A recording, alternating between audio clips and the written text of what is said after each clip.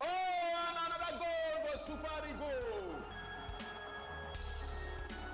This is Premier Sports Center. I need it anywhere, take it away. Don't forget to subscribe. Remember to click that subscription button.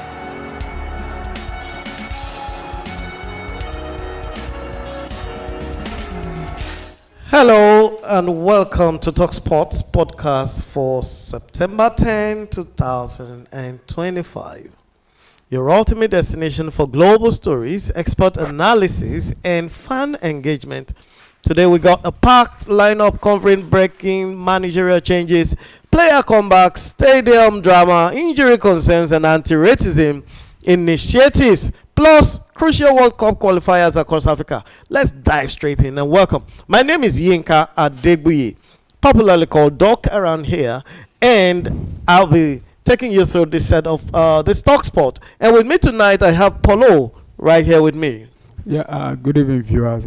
Thanks for having me, and so great to be back here again after the international break, which has just been concluded, I think, yesterday, and a lot of different results either way, and we saw the Super Eagles, a disappointing one for Nigeria. So.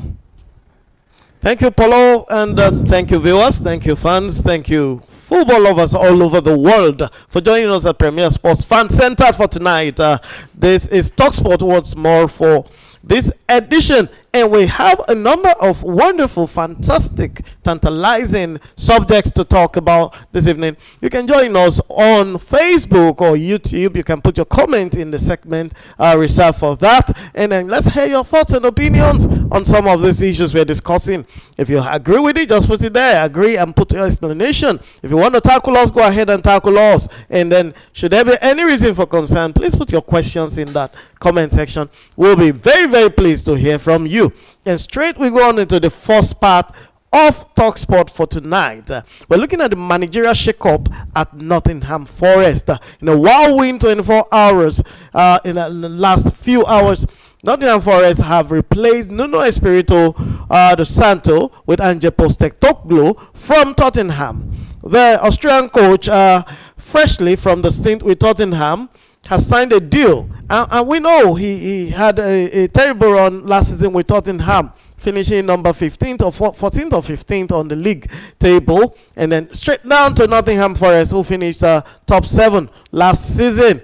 Forest are buzzing about whether this gamble will pay off, especially with the club fighting to stay competitive.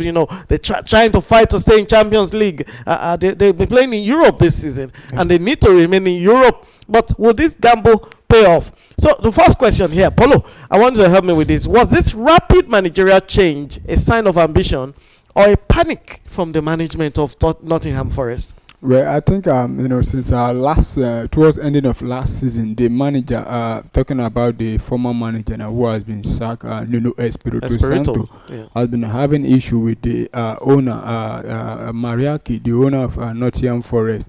And we saw there was a game, they were playing, I think 1-1 against, I'm trying to remember, one of those clubs that went down back to the championship, and I think that was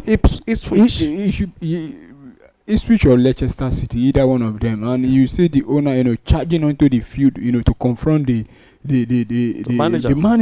Since then the issue has been there, and but the manager had everything, and they were still able to qualify for for the though they initially qualified for the Conference League. They are in the Europa League now as the result of the Crystal Palace issue with UEFA. That is why they are in the Europa League. And if you watch last season, I think the last 10 league matches, they were in a position to qualify for the Champions League, but due to bad run of forms, distraction from the manager and the owner, the ongoing saga, they couldn't hold on to the Champions League spot, and they dropped down. But this season so far, they've not started. They've not had bad starts to me, because they've won one, I think, drawn one and lost one, if I'm correct. And right now, they've sacked the manager after just 3 games. So I don't think it's about I think it's about the indifferences between the manager and the ownership. We're talking about the owners of the club. Nottingham Forest. So I think it's Spurs one have to go, and you know who needs to go is the manager that needs to go. So that is so from this angle, we are saying that look, it's not for tactical reasons. It's not. It's not a panic button from management. Yeah. It's not even for ambition. It's just for personal difference reasons, and that's so sad for Nottingham.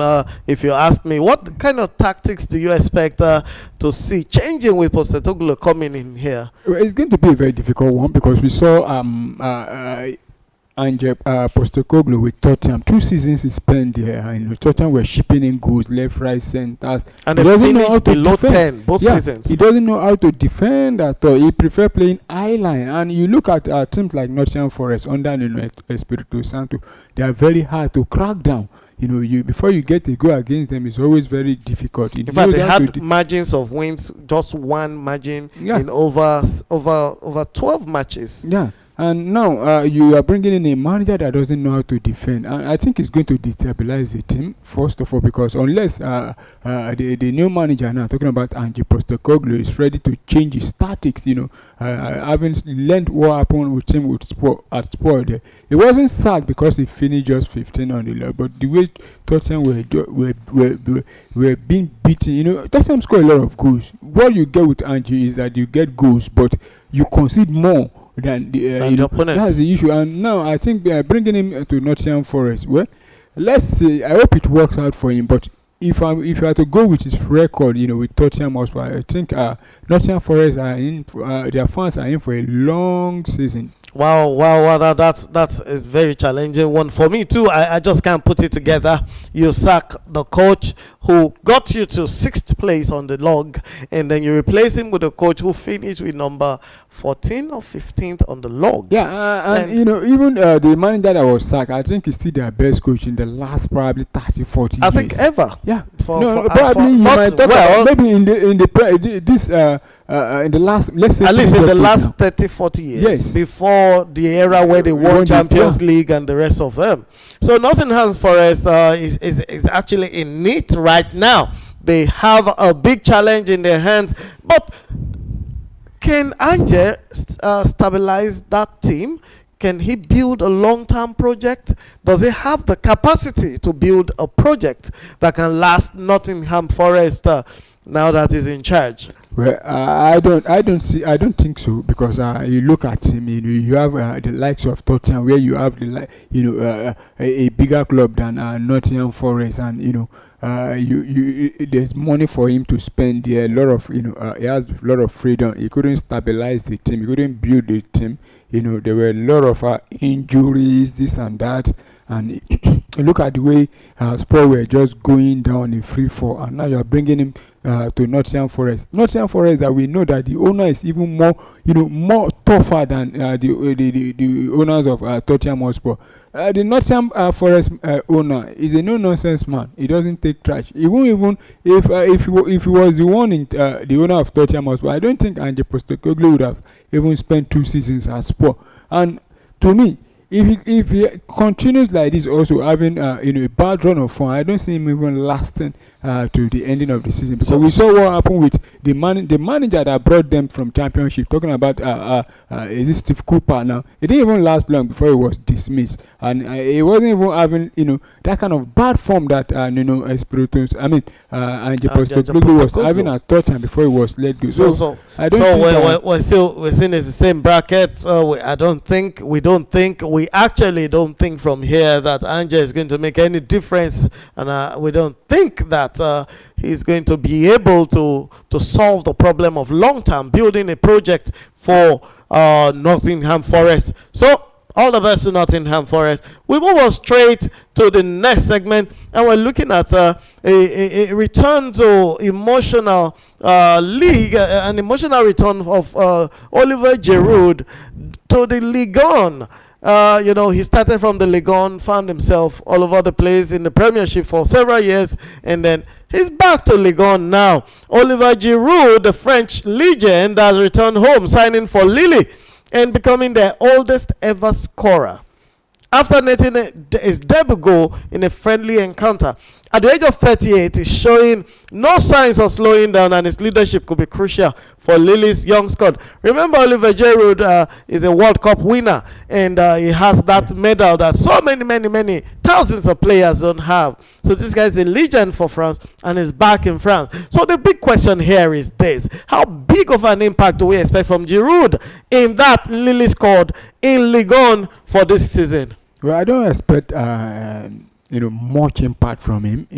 He's a great player, and Ligue 1, I think he was one-time top scorer in Ligue 1 with, I think, Montpellier, where he also, if I'm correct, won the league with them. And coming back now at the age of 38 to France from the MLS there. We saw him at the Club World Cup, recently concluded in the US there, and coming back to France, it means that his playing days are beginning to be numbered. I don't see him, after leaving Lille now going to any other country. Probably the next move now will be another lower club, or to even retire. But if you ask me, scoring at the age of 38 for Lille, where it's expected, when as he joined them as a striker, and is expected to get goals.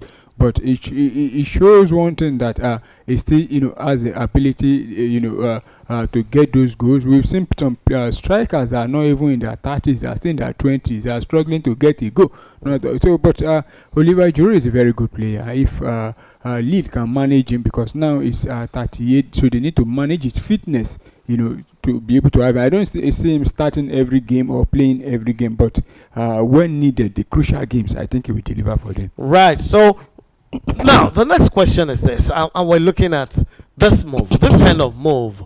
Is this a footballing contribution move, or simply a sentimental return to his home ground as a Frenchman? Could it be because he wants to add value to the club and help Lille? A couple of seasons ago, Lille won the league on, and then possibly could he be there to try and push them up again, to encourage the young people, mentor the young strikers, or is this just an emotional return to France? I think it's both. First of all, you look at Olivier Giroud, having him, and like I said earlier on, one-time top scorers in the league there, and you have a lot of upcoming young French strikers that will be looking up to him, Absolutely. Seeing him, especially in the team Lille now, even looking at the under 17, under 21, when they see him in training or walk past, they'll be looking, wow, we have a great player in our midst. Absolutely. And for the emotional part, I think, like I said earlier on, also it's about his playing days also coming to an end gradually, and it's right for him to come back home and probably finish his footballing career. So if you ask me, I think it's a combination of both. I can agree less with you, or I can agree more with you that it is a mixture of both. I know Oliver Giroud, to be a fighter, is a wonderful fighter, and is wonderful in the air. Yeah, he has a great goal scoring record in the air, and he has a fighting skills. He can hold ball play for other players to come up, and his left foot is one of the best in the strike area. So yes, he's a legend for France. He's a legend also in certain clubs where his career in the Premiership, and so we wish him good luck as he returns to Ligue 1 right now. So let's hope he has a good season and possibly retire from there. 38, I'm sure strikers are looking at retiring, maybe 38 or 39. Except if you are the likes of Ronaldo, who has a target. He has a target. That's why he's not retiring yet. He's targeting 1,000 goals, and he wants to play at the next World Cup because he still wants to win the World Cup at all cost. So that's his target, and it's okay. He will continue to dive and fight for it. Even for Olivier Giroud, I won't be surprised next year, when the World Cup kick off, if Didier Deschamps will not even call him, because he's a player that the France manager Didier Deschamps seriously like, and if he can continue getting the goals for Lille, who says if he could get up to 15-20 goals, I won't be surprised if he scored on to the national team. To come to the national team, and that's beautiful. But when you see a player like Oliver Giroud fighting for a shirt in the National League and looking at the World Cup 2026, and Cristiano Ronaldo not relenting in his effort also to be there, why will Lionel Messi be doubtful for the World Cup? I believe Argentina they are definitely going to the World Cup because if you look at the log now they're in position or if they've not even No, but he's qualified. doubtful. But, He's saying he may not be there. He may not. We've heard him. There was a time he actually said he has quit. Playing. No, he retired from the international.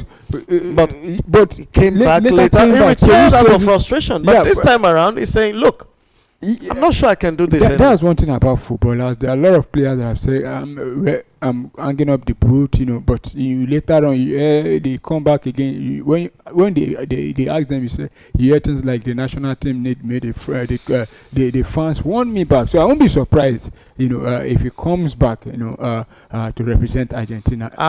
So many of us are looking forward to it because a World Cup without Lionel Messi, without Cristiano Ronaldo, without Dembele and Mbappe, Lamine Yamal. Oh, that's going to be a boring World Cup. So we'll love to see Messi once more before he finally drops his boot or hangs them somewhere in Rosario. Now we go straight on to the next subject, and we're looking at Camp Nou delays. What's happening in the Catalan city of Barcelona? They have a dilemma right now. The club, Barca returns to Camp Nou, has been delayed due to permit issues. This means they must pay their next La Liga fixture against Valencia, a very competitive fixture against Valencia at a very tiny stadium, 6,000 capacity, Johan Cruyff. That's supposed to be a reserve team stadium versus what they used to seat people, 99,977 Camp Nou. And now you have to pack everybody into a 6,000 capacity stadium, which means they're going to make a huge loss, and as well the league is also going to make a loss. Plus a lot of people are going to cramp that stadium on that day. And the issue here is how much will playing in such a small venue affect Barca's performance and morale, because these are players that have played at the biggest stadiums, at the Maracana Stadium, and all over the world, and Camp Nou being the biggest stadium in Europe as well. Well, I don't think it's going to really affect performance, if you ask me, because both set of players, the Barcelona and the opposition, talking about the Valencia players, will be playing on that pitch. And I think the capacity is just what that is small, which contains 6,000 spectators. But the normal actual size of the pitch is a standard pitch. So I don't. No, but the issue is, what fan support can but do. Even that 6,000 motivation. The Barcelona will still be having the larger number of shares. No, but 5,000 or 5,500 voices versus 90,000 voices. They will still be heard because it's still the same number. The size. It's not that you are having a 90,000 capacity stadium and you are having less than 6,000 supporters. You are having 6,000 supporters in a 6,000 capacity stadium. So whatever noise you still feel it. If you are having maybe 6,000 supporters in a 90,000 capacity stadium, that is where you say, oh, they might not be here because of the way they sound. The space. But now you are having 6,000 in a 6,000 capacity stadium. But the league have tried for Barcelona, talking about La Liga, because they've allowed Barcelona to play their first 3 games away from home, and giving them the at least the time to quickly complete or finish their home stadium. Even as at 4 days ago, Barcelona are not sure if they will meet up, but after everything they've confirmed that the stadium will not be available. But I think it's as a result of also the financial issue Barcelona have been facing some time. A point of correction here. I think it's about the license from the local authorities. Well, the stadium is done. That should not be the.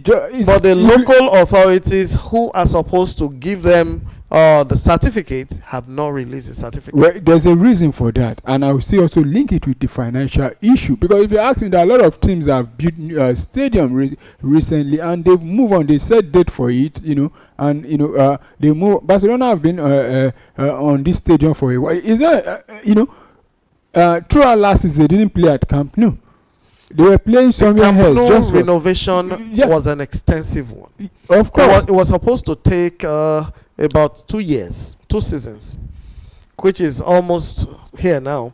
And now they were supposed to return August, for the first return, set of games, but it was not completed in August. But because it wasn't completed, the city refused to give them the license to take in, a sizable number of people for reasons of safety. Now they have concluded about a 60,000 capacity segment. The rest is supposed to be developed, but the city is still saying, look, we're still not okay with the security, safety, and health. So it's not about the financial situation per se, because the funds earmarked for developing that stadium was already has been prepared. The project has been signed and paid. However, the return is basically because they need to return hastily, because Barca has not been making enough money from the smaller stadiums. Last season they used the Olympic Stadium, and now Olympic Stadium is not available for them this season. And then they have to crash into the Johan Cruyff Stadium, which can only take 6,000 people. So how much would they generate from 6,000? So they need to return back to Camp Nou and end their 100,000 capacity so they can make money. So that's why they've been rushing to get back into Camp Nou. Say, look, even if we can't get the whole capacity ready, let's just take the 50,000 we can get ready, and then we'll safeguard the people.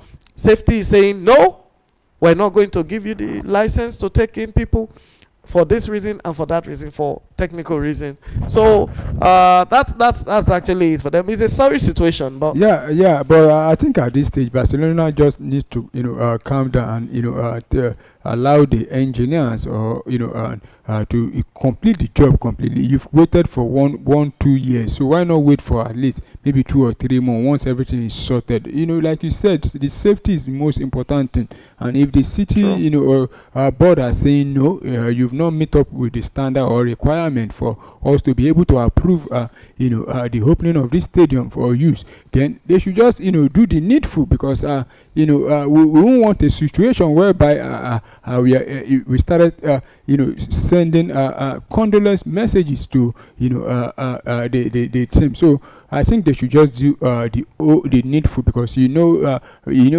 atmosphere when the players are playing at the field, the way the fans are will get really frenzied. So Barcelona should just take their time. You've played 1, 2, 3 game away, and then you can still use that game at least. I know I believe before the ending of this year, in less than 2-3 months, everything will be sorted. The whole stadium, not even part again. So they should just take their time. Okay, so just as a second note, we talked about this in passing, but could this reignite debate about Barca's financial decisions and the long-term stadium project? Could this also be a managerial issue from your own, very briefly?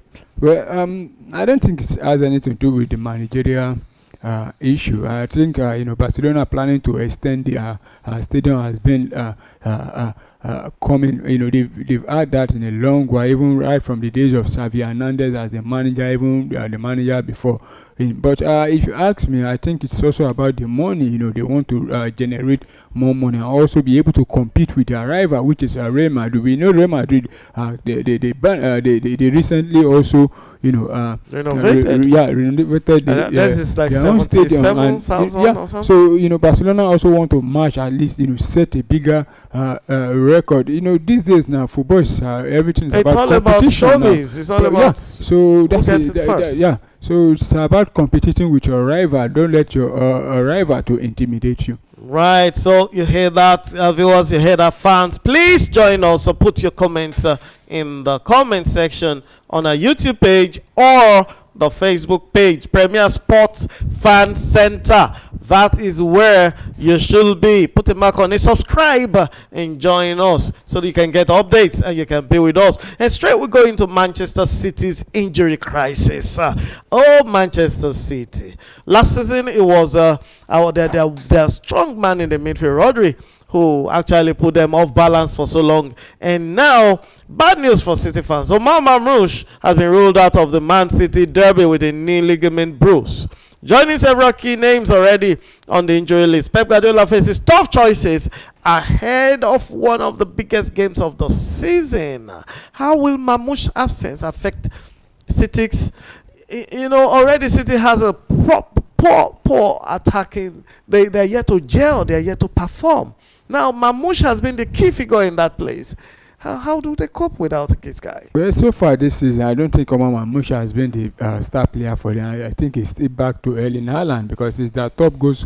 But somebody has to provide for Haaland. Yeah, but he's not the only one, and I don't think he has provided up. If he has even provided assists in the league this season, I don't think he has provided up to 2. But if you ask me, last season that he joined there, I think he helped City a lot, and he's a great player. And now he's out injured for probably maybe up to 2 or 3 months now because though he'll be going for a scan, but they've not confirmed the length. But when you look at this type of injuries, it usually takes 2-3 months. If he's lucky, that's when he spent 2 months out. But they have other attacking options. Recently they brought in the likes of But does it mean they have to revert to the academy now to pull out? They don't need to. Players. They still have a lot of attacking players. The likes of Savinho, Jeremy Doku. They are all still there. There's Bernardo Silva. There's Ryan Cherki they just brought in.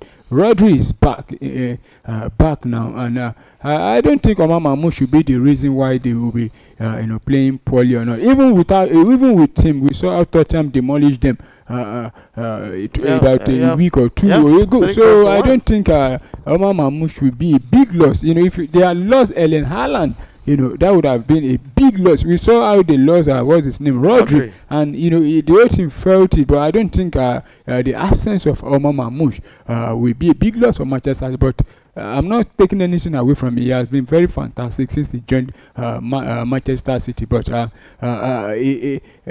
I don't think with the kind of manager they have, Pep Guardiola, I think he should be able to, So what are we going to advise Guardiola now? They suffered terrible injury woes last season. We saw how they nosedived from that wonderful second position and continue to nosedive until they got to about 4th on the log. And just because 1 or 2 or 3 of their players were injured. Could this be due to their intensive training? Or is it a fixture that is congested? Perhaps they just have some bad luck after one of their players insulted the coach and said he should be respectful, or he should show respect. It should be humble. It should be humble. Yeah. That's the word. Be humble. Yeah. So what do you think? Which of this is really causing them this problem? Yeah. First of all, they finished 3rd last season, not 4th. 4th behind us now, but I think for Pep Guardiola, it's not about the training or schedule. Because if you ask me, for the past 3-4 seasons, they've been winning the leagues in a row. It's still the same number of schedules, the same training, and you look at last season, Manchester City were probably one of the few teams that didn't really bring in many players. The starting of the season, they still have those same number of players that have been playing. So they are used to whatever overloading the players. Yeah, with tactics and everything they've been doing. But I think it's a result of bad luck. They're not the only team. I don't think Manchester City are the team that suffered the highest number of injury in the league. But like I said, also maybe in the studio here, about 2-3 months ago, it's also a result of teams finding out how to handle Manchester City. Wonderful. Because if you ask me, the players, the 11s they've been bringing out, are the same 11 that have been playing for over the time. But could they be slack, fatigue, or just tired or something? Well, all players are fatigued already because the same number of games they are playing, and see the same number of games other team players are playing. I don't think they are playing more than every other teams are not having player out injured. But one thing is we need to know is that most clubs, they have one player. Once that player goes out injured, it's always problem for the team. We saw that with Rodri last season. Aside from that, though, they have some few injuries also with their defenders. You see this one, but the main factor also was that they lost form, and Pep Guardiola, that a lot of people consider to be one of the greatest football manager, couldn't couldn't perform any magic, with the team, but crashing out of Champions League so easily. But at the end of the day, they were able to fight their way to make sure they get the top 4, and they lost the FA Cup final to a lowly ranked Crystal Palace. That's to tell you that things are not, the way it is again for them. Things have found them out, and their players are out of form, and most of their players are also aging, primarily the defensive side of it. Though they've been able to bring in one or two few players, but to me, if you ask me, I still don't see Manchester City performing like the way they used to perform 2, 3, 4 seasons ago. Yeah, so you heard this from us for the first time. We actually don't expect Man City to do so much with the squad they have. And apart from the injury woes they have, they also have aging on their players and possibly tired legs also worry Man City. So, ladies and gentlemen, viewers and fans all over the world, this is still Premier Sports Fan Center. We're reaching out to you on football, and tonight we're doing Talk Sport. And on this edition, we move straight on to the next subject, which is FIFA's new anti-racism panel. FIFA has officially launched a high-level anti-racism panel headed by George Weah. You remember George Weah, the Ballon d'Or winner in 1994, 1993 or 4. I think 1994 was George Weah, 95 was Romario. Okay, so George Weah, or George Weah, the former president of Liberia as well, is heading this anti-racism team for FIFA. And with players like Didier Drogba, who is an outspoken person who likes to protest on behalf of downtrodden players concerning racism. With these people on board, the panel aims to create concrete policies to tackle racism and promote diversity across global football. Do you think this panel can actually bring about the change we've been clamoring for? Will it be a symbolic gesture to have these guys come out there and stop insults on these players? You saw what happened even at the Nations Cup, at the qualifiers for Europe, where Mbappe was harassed and called names in that fixture. I don't think, first of all, it's symbolic, having those kind of players coming together to try and see, find a way to make sure that the beautiful game, is deprived of racism. But if you ask me, I don't think they can eliminate racism completely in football. About 2 weeks ago, we saw what happened. A man was, been escorted out in the first half of the game between Liverpool and Bournemouth for racially abusing Antoine Semenyo. And if some will say it's white, because Semenyo is black, and but we've seen games that were even white, against white. Abused. But even here in Africa, also we saw recently games played. So I don't think racism can be completely eradicated, but at least it can be bring to the barest minimum. Because one thing about fans is that as far as you are not playing for their team, they don't care who you are. They want to make sure they do anything to make sure to frustrate you. But some fans just go extra length, start using the kind of bad words they are not supposed to. We've even seen some fans against their own players. Yeah, even attacking their home player. So completely, I don't think so. The only way for them to be able to eradicate it completely will be, first of all, they will ban fans from coming to the stadium, and nobody will be watching the games even from TV, because we've seen after games. I know that's not profitable. That's not profitable, and we've seen after games, some fans even go as far as on Twitter, on Facebook to tweet, those kind of abusive words. But if you ask me, I don't think they can completely eradicate racism in football. Okay, so how does FIFA compensate players who have been abused, and how can they penalize players and fans who abuse other? Because this also happens among players. Some players actually abuse other players, and they call them names. So what do you think FIFA should do? Practical steps that you think they may take against these people, fans and players who abuse others?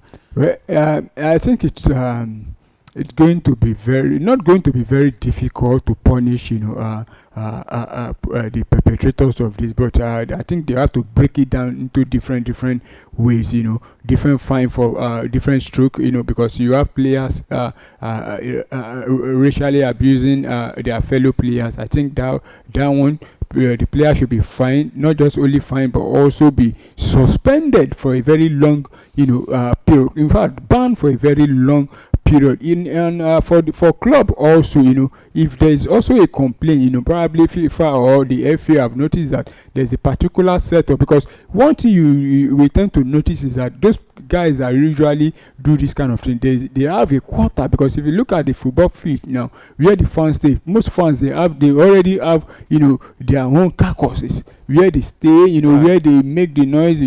This side they have different names, because I've seen some games that they have to close some section of the pitch for those fans not to come in. I think once FIFA or the FA notice that, okay, we have a high profile match, because most of these things always happen when they are playing maybe high profile game against rivals, like with the one we saw in Italy, Galatasaray versus Fenerbahce. It's like what we saw them the last time they played. I think they deployed about 30-something thousand policemen, to police a game when you are not going to a war zone. It's a war zone. It's you are thinking it's not a war zone. Fenerbahce with Mourinho, no, it's a war zone. The FIFA have to do something, and the FA, the club themselves needs to start taking, practical steps to make sure that they bring this thing to at least the barest minimum, because like I said earlier, you can't completely erase this thing, but once there is fine, there is penalty for it, and not just any ban or any penalty, but a serious one that even the next person that wants to attempt that thing will have to think twice. Absolutely, those things will definitely and that's exactly the point of penalties. You give so much punishment that will deter the next person from attempting to do it. So it's too much soft landing to say, oh, you're banned for 2 games, you can't come to do 2 games. Or don't do it again. Or you are taking away a 1 week or 2 week wages of a player's salary, knowing fully well that. Or you ban a fan just from maybe 1 or 2 games or 3 games. They are still going to come back and abuse. Others will do it. But we expect FIFA to go all out and put the hammer and land it on the offenders and the perpetrators of racial abuse. And lastly, on the segment, how important is it to involve former players and legends, especially players who have been victims of this abuse? Yeah, it's very, very important, because if you involve them, they know they've been at that they've been at the receiving end. They know how what it takes and how they feel when they were racially abused, and they know. I believe they are in perfect position to know how to even tackle this kind of situation. So I think kudos to FIFA, or the FA, bringing former players, because you need them. Not like the ones you go and bring politicians, people that have not played the game before, people that have, or actors to start administrating the game. That's where you completely lost. But when you bring out the people that have really been at the forefront of it, I think you definitely get the much desired result you are looking for. Absolutely. Thank you very much for all these wonderful comments, Paulo. We're still on Premier Sports Fan Center Talk Sport edition here for this week, and we are moving straight on to the recently international break that was just played, African World Cup qualifiers, and we had quite a lot of pressure and a lot of celebrations for some people. The African qualifiers are heating up really badly. Morocco and Tunisia have officially booked their spot at the 2026 Mundial, and they're going to America, while Cape Verde, Senegal are close to sealing qualification. Wow, can you imagine Cape Verde and Senegal just about to seal it? Meanwhile, Nigeria and Egypt, they remain under serious pressure. And in fact, I just started sweating the mention of Nigeria here. I mean, under pressure after Nigeria's 1-1 draw. Stalemate played in South Africa, Bloemfontein yesterday. The issue here is Nigeria and Egypt, can they recover? We're looking at a potential disqualification or qualification shock here again for Nigeria and Egypt. Well, I don't think Egypt, first of all, Egypt, they don't have any team to worry, because they still top the group. I think they have about 20 points Yeah, if I'm correct, they have about closely followed. No, I think there's still about 4 or 5 gap, 5 point gap behind the next person behind them, because I don't think Egypt is having any issue, but we have to confirm that again. But the last time I checked, they are in a position, they have a very healthy point behind the team behind them. But the country that is in soup now is Nigeria.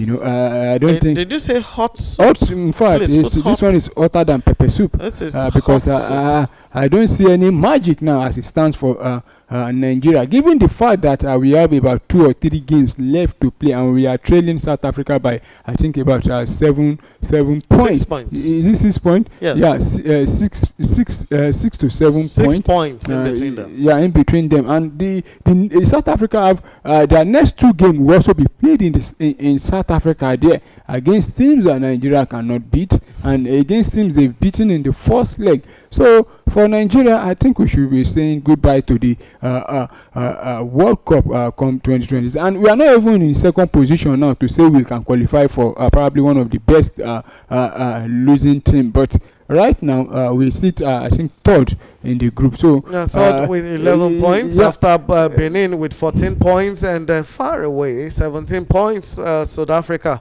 And just to corroborate what you said earlier, Egypt is on 20 points, Burkina Faso next to them on 15 points. Yeah, so I think they have 5 points. So I think Egypt is good. I think they are good. They just need to win one match and draw one, and they are already qualified. So the team that is in trouble is Nigeria. Serious trouble, because there's no how unless we need more than a miracle now for us to be able to qualify. It looks very bleak for Nigeria to go through. Yeah, 6 points behind South, and we have 2 games and they are left. tied at 11 points with Rwanda. With Rwanda, and in fact we've not even overtaken Benin Republic. Benin Republic even let's have not a chance forget the goal difference. Now let's even remember, should Nigeria even try to qualify as a playoff position, there are only 4 slots. Yeah, and we have 7 or 8 clubs, teams or national teams yeah, who are already at 18-17 points. Yeah, so that's the issue. So it's actually almost an impossible task for Nigeria. And the highest point Nigeria can get now is 17. Is 17 points. Meanwhile, Cameroon is on 15 in second place on their own table.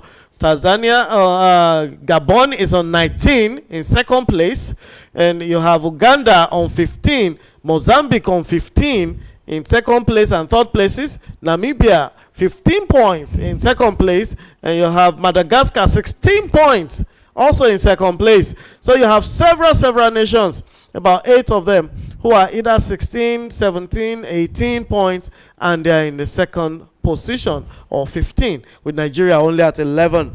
So for me as well, I think it's just to say Sopotilo. Yeah, like Yemite will say. Yeah, Otilo. Yeah, because in fact, even though we finish second, there's no way. I don't think we'll be considered. No, we can't get to 4. If we finish, let's even say Nigeria gets 17 points. Yeah, because there are a lot of teams. Are we saying now, all these teams with 16 and 15 can get 1 or 2 points? They'll definitely get. So I don't say how, and they needed for only 4 teams. So I don't say how we are going to qualify. It's only miracle. That is the only miracle that can happen for Nigeria. South Africa will have to lose their next 2 games. And what's this? Their name again? I'm talking about Benin Republic also not winning any game. That will give Nigeria at least a bit of what they call it now, hope, and it will now go down to based on goal concede. And you look at South Africa, they scored 16 goals, concede 6, and while Nigeria have only scored 9 and concede 7. So in fact, let's just say it's like you said earlier on, Otilo is for Nigeria. This one is gone. So Nigerian fans, I hate to give good people bad news, but we cannot but face reality. Sorry about this one, Nigeria. It looks like the chances are really bleak. It's as bleak as can be, because the chances are just so bleak. They are not even, they look like they're not there. Because some nations cannot just and they even with the way we are they will playing, miss getting 1 or 2 points in their next 2 games. yeah, and even with the way we are playing, I don't think we can even World get Cup. Yeah. the 2 wins. Yeah, we can't. Even if we manage I don't to think get Nigeria the 2 can get the 2 wins. even though we manage to get the 2 wins, I don't think we should be going to the World Cup. Though there are a lot of people who say we have the players, the name on paper, but on the field of play, see, they've not been. it's a different ball game between playing qualifiers and playing the World Cup. Yeah, but we should allow those teams that really show that they want to go to the World Cup, because the way Nigeria are playing, we are not playing like teams that want to go to the World Cup. Showing you want to go to the World Cup, you win qualifiers by all means, and then you get to the World Cup and embarrass Africa. Well, but a Nigerian team not been in the last with players, our players are play in international spaces. They have played well. A lot of them, if not all of them, play in Europe. And they know these players. But so when they get to such big stage, Nigeria usually performs. But the best we've gotten is still progressing to the round of 16. Most time we even end up in the group stages. At the so round let's of allow 16, those teams that will. Round of 16 is not a bad thing. It's a bad thing for a big country like Nigeria. What it means is, of the 32 that started, Nigeria was in the 16th. What I'm saying is that for a team like Nigeria now, that we call ourselves giant of Africa when it comes to football in Africa, though we are not the best when it comes to me. We are not the best. We are not the team that won the most African nation. Cup of Nation is still Egypt. But the way we consider ourselves, with the likes of players we have that are playing in big clubs in Europe, I think Nigeria round 16 should not be an achievement for Nigeria. Going as far as going to the semi-final should be it, because we've not been there before. Highest we've been is still the round of 16, and we saw the likes of Morocco the last edition. They went as far as going to the semi-final. But yeah, Nigeria now we've not been able to qualify beyond the round of 16. And the way we've been playing this qualifier, I don't think, to me, we don't deserve to be at the World Cup. All right, thank you, Polo. We don't deserve to be at the World Cup. Of course, if you can't buy the ticket, you don't deserve to win a lottery. Of course, Nigeria has not bought the ticket to be at the World Cup, USA and Canada 2026, and very, very, very, very including Mexico. We're not going there. So we move on right now, ladies and gentlemen, fans all over the world. Thank you for staying with us. It's been a wrap on this episode of Talk Sport tonight, September 10, 2025. We covered everything from Nottingham Forest bold managerial switch to FIFA's anti-racism drive, and of course the latest news from around the qualifiers in Africa qualifying for World Cup next year. Let's have your thoughts in the comment section. Who wins the Manchester Derby? Put it there. Let's see you predict Manchester Derby coming up. Who's going to win? Can Nigeria bounce back? Will Postecoglou save for Forest this season? Make sure you like and share. Just put your comments there. Whatever you think about what we have discussed, join us in the conversation. Like our page, share our page, and subscribe to our page so you don't miss our next episode. Paulo, any word? Yeah, thank God club football in the next 2-3 days now will be back. Missing the club football for like 2 week nights, like it's been off for like over a year now. So wow, so back to club football. You're heading from Paulo. My name is Yinka. They call me Doc around here. Have a lovely evening, and until we see again, keep loving football. Bye.